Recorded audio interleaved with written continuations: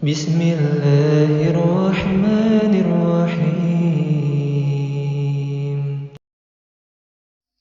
Kemudian ayat berikutnya Allah mengatakan alladzi khalaqal mauta wal hayata liyabluwakum ayyukum ahsanu amala wa huwal azizul ghafur. Dialah Allah yang ciptakan kehidupan dan kematian supaya menguji kalian. Siapa di antara kalian yang paling terbaik amal ibadahnya? Siapa yang paling terbaik amal ketaatannya kepada Allah? Para jamaah Bapak Ibu, sebagaimana dalam ayat ini para ahli tafsir mengatakan, Syekh An-Nasir Asy-Sya'di ketika menjelaskan ayat ini, manusia diciptakan oleh Allah Subhanahu wa taala itu diuji di dunia. Setelah Allah menciptakan, Allah kemudian memberikan fasilitas dengan sesempurna mungkin, selengkap mungkin, seperfect mungkin apa yang diinginkan manusia diberi oleh Allah. Maka saat itu Allah menguji bagaimana ketika Allah memberikan nikmat itu digunakan untuk apa.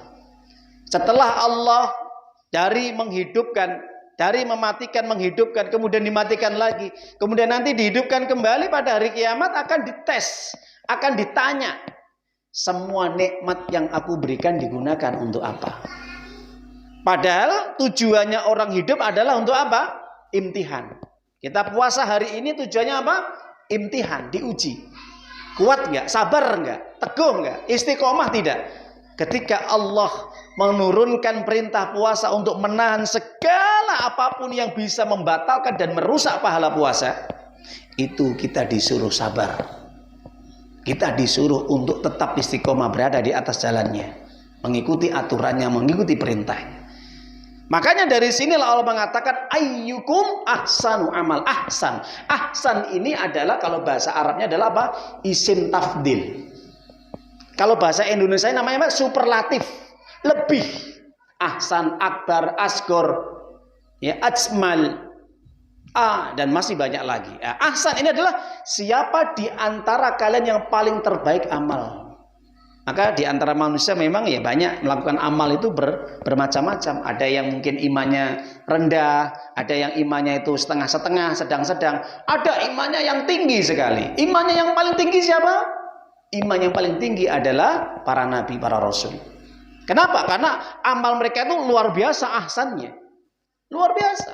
Ketika Nabi ditanya, ayyunas asadul bala. Manusia yang seperti apa yang paling berat ujiannya ya Rasulullah sallallahu alaihi wasallam? Qala, Nabi mengatakan al-anbiya, para nabi, para rasul. Tsummal amsal wal amsal. Kemudian berikutnya. Siapa mereka? As-solihun, orang-orang yang soleh, yang berpegang teguh kepada agama Allah semasa di dunianya. Jadi para nabi ini imannya ahsan, jelas sudah tidak bisa diperhitungkan lagi. Imannya tinggi, amalnya luar biasa. Ini para nabi, para rasul. Bisakah manusia ini kemudian amalnya bisa ahsan? Bisa. Manusia yang bukan nabi ini bisa masuk derajat ahsan amalannya itu kalau menjalankan 3 perkara. Apa? Yang pertama adalah mereka hidupnya dakwah. Hidupnya dakwah, hidupnya senantiasa mengajak orang berbuat kebaikan, taat kepada Allah. Ini bisa masuk derajat ahsan. Bukan hasan, tapi ahsan. Derajatnya lebih tinggi. Ini dijelaskan di dalam Al-Quran, yang dimana Allah menjelaskan di dalam surat Fussilat, surat yang ke-41, yang dimana Allah menjelaskan ayat yang ke-33. Wa man ahsanu qawlan mimman da'a ilallah. Dikatakan oleh Allah di sini, siapakah yang lebih baik, ya kata Allah, perkataannya daripada orang yang dia mengajak kepada agama Allah, berdakwah.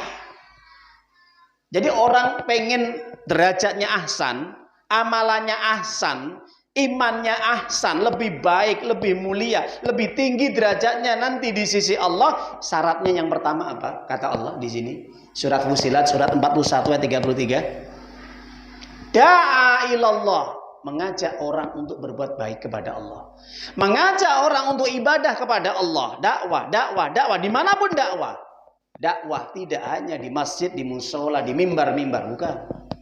Dakwah itu bisa dilakukan dimanapun saja. Di jalan-jalan, di warung-warung, di toko-toko, di pasar-pasar, di tempat kerja, di kantor-kantor. Dimanapun berada bisa dakwah. Kenapa? Karena dakwah ini kewajiban setiap orang. Baik yang berilmu maupun tidak berilmu. Kok bisa Ustadz? Iya. Kita sejak lahir sampai kita balik itu sudah ada kewajiban kita untuk mentaati, menjalankan perintah Allah. Di antaranya apa? Berdakwah. Dakwah itu wajib hukumnya. Setiap individual itu wajib. Mana dasarnya Ustadz? Satu, di dalam Al-Quran surat Al-Ma'idah ayat yang ke-67. Allah turunkan Al-Ma'idah 67. Ya ayyuhar rasul balligh ma unzila mir rabbik. Wahai Nabi, sampaikan ajaran yang diturunkan oleh Allah kepadamu. Ini Nabi diwajibkan untuk berdakwah, menyampaikan tabligh. Apakah ini berlaku untuk Nabi? Tidak. Setelah Nabi meninggal dunia, ini berlaku kepada siapapun. Untuk menyampaikan agama Allah ini, untuk mengajak orang untuk berbuat kebaikan dan ibadah kepada Allah. Ini wajib. Karena bentuknya di sini balik satu orang, individual. Jadi bapak-bapak, mas-mas semua ini wajib berdakwah, mengajak orang lain untuk ibadah kepada Allah. Tidak boleh tinggal diam. Tidak boleh dia ini rela kalau ada saudaranya tidak ibadah kepada Allah. Jangan sampai. Karena perintah. Kalau pengen kita ahsan amal kita, dakwah. Lewat apa saja. Lewat media. Kita gunakan. Tidak secara face to face, tapi bisa lewat tangan kita mengetik. Bikin artikel. Atau tidak bisa kita bikin artikel. Atau kita membuat video-video dakwah. Maka bisa cukup kita men-share atau menyebarkan setiap informasi yang mengandung kebaikan dan ketaatan untuk ibadah kepada Allah. Share saja, share. Ini dakwah terus. Hidup ini dakwah. Kalau pengen kita ahsan derajat kita. Ini kata Allah ya. Ini yang pertama. Yang kedua, wa amilan solehah. Jangan lupa, setelah kita berdakwah, mengajak orang lain berbuat kebaikan, taat ibadah kepada Allah, tunduk patuh kepada Allah. Yang kedua, tetap orang yang berdakwah itu jangan lupa, dia juga beramal soleh. Jangan mengajak orang lain ibadah kepada Allah, taat kepada Allah, berbuat baik kepada Allah, tapi dia ini malah berbuat maksiat. Malah dia mengingkari, malah dia menjauh dari agama Allah, malah dia malas-malasan. Ya nggak semangat. Nah, ini jangan. Dia tetap beramal soleh. Dia berusaha untuk terus memperbaiki dirinya. Tapi sambil dia mengajak orang lain.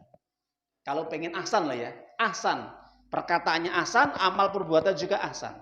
Itu yang kedua. Amal soleh. Amal yang dijalankan, dilakukan sesuai dengan petunjuk Al-Quran dan Sunnah. Yang ketiga. Kata Allah SWT. Wa qala innani minal muslimin. Dan tetap dia menjadi orang muslim. Sampai dia mati. Sampai kapan? Sampai dia mati. Tetap teguh di atas kebenaran al-haq agama Allah Islam. Karena larangan kita untuk keluar dari agama Islam itu tegas kata Allah. Di mana dalilnya? Surat Ali Imran 102. Surat yang ketiga, ayat yang 102. Apa kata Allah? Wala tamutunna illa wa antum muslimun. Jangan sekali-kali kamu mati kecuali dalam kondisi Islam. Tunduk, patuh, berserah diri lahir dan batin hanya kepada Allah. Hidup kita hanya kita sumbang asihkan, kita korbankan, kita ikrarkan untuk Allah Subhanahu wa taala. Karena dia yang mengatur hidup kita, dia yang menjamin kehidupan kita, segala apapun yang kita inginkan Allah jamin. Jelas Bapak Ibu? Tapi sebaliknya, bagi orang yang amalannya tidak ahsan, maka dia orang yang paling rugi dan bahkan masuk neraka dengan siksa yang berat.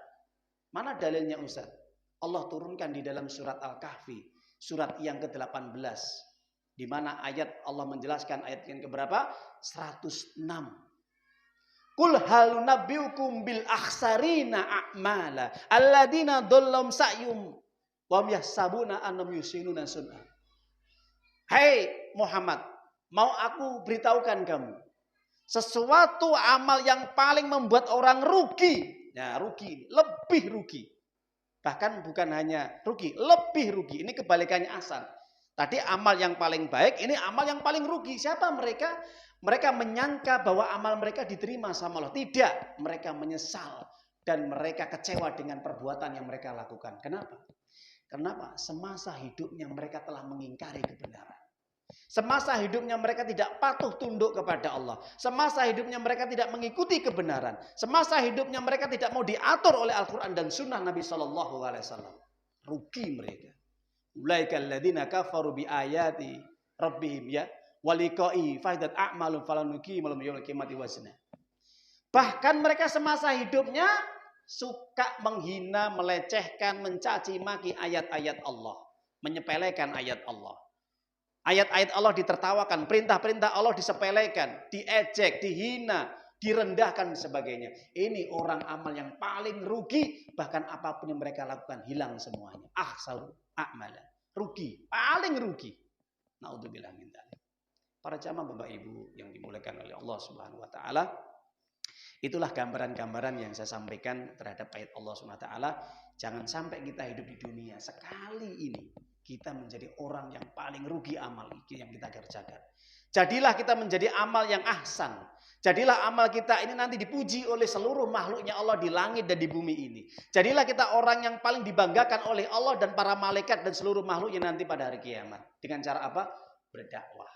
Ajak manusia untuk mentaati Allah.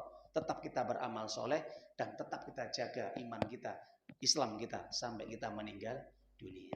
Semoga bermanfaat kajian pada sore hari ini. Meskipun sedikit ini semoga bisa memberikan manfaat kepada kita semuanya baik di dunia maupun di akhirat kelak. Amin ya rabbal alamin.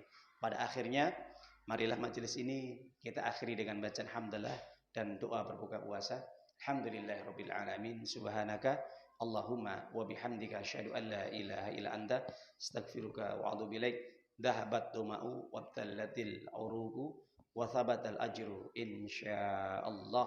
Bila taufik walhidayah akhiru da'wana. Assalamualaikum warahmatullahi wabarakatuh. Ya ayyuhalladzina amanu ittaqullaha haqqa tuqatih wa la